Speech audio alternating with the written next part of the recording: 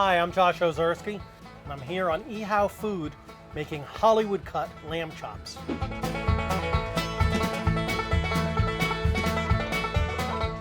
I like lamb chops as much as the next man. In fact, you could even go so far as to say that I like them more than the next man.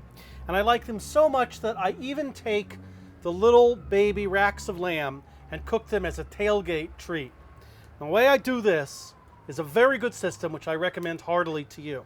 I have taken a rack of lamb. These are all rib lamb chops, such as you would get in a cryovac in a store or from a butcher. And I put a little bit of Dirty Dick's hot sauce on here and a little bit of sugar and a little bit of pepper flake and whatever. Put whatever you want on it. And what I've done is I've cooked it in a hot oven for about 12 to 15 minutes, just enough to give it some color on the outside. It's still basically rare to raw inside, but having been cooked and then gone down cold, it's seized up a little bit. So now I can really zotz it without having to worry that I'm going to overcook the inside. Now, the other thing that I'm going to do is there's two ways that I can approach this. I could just cut a double lamb chop. This is what we call a double lamb chop. It's got two ribs. But you know what? Then you got to tear it and fight with it. We're going to do something that is from Competition Barbecue, and this is what we call the Hollywood cut. You know, the idea in Competition Barbecue is you're just giving 6 perfect ribs to the judges or whatever, and you can use as many racks as you want to get those 6 perfect ribs. So you're giving up a lot.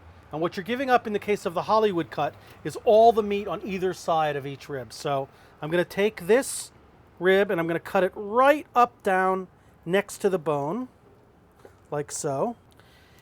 And I'm going to take this rib and I'm going to cut this one all the way to the bone. And now I have a Hollywood cut rib. Now it's a rib chop rather than a rib, but the point is it's the thickness of this, but it only has one basic rib, so you can pick it up and eat it, or you can just eat it with a knife and fork or whatever you want.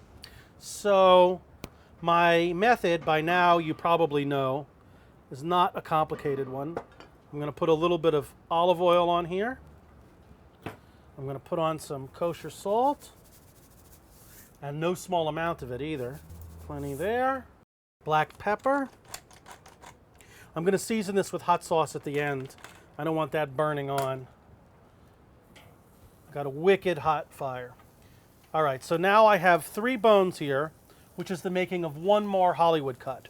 Again, I go all the way close to the bone here, and then all the way close to the bone here.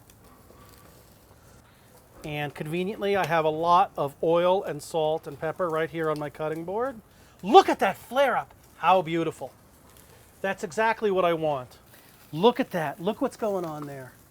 I mean, every single atom of that is going to be crispy and crusty and brown and sizzly, and yet it's going to be perfectly medium rare inside, in theory.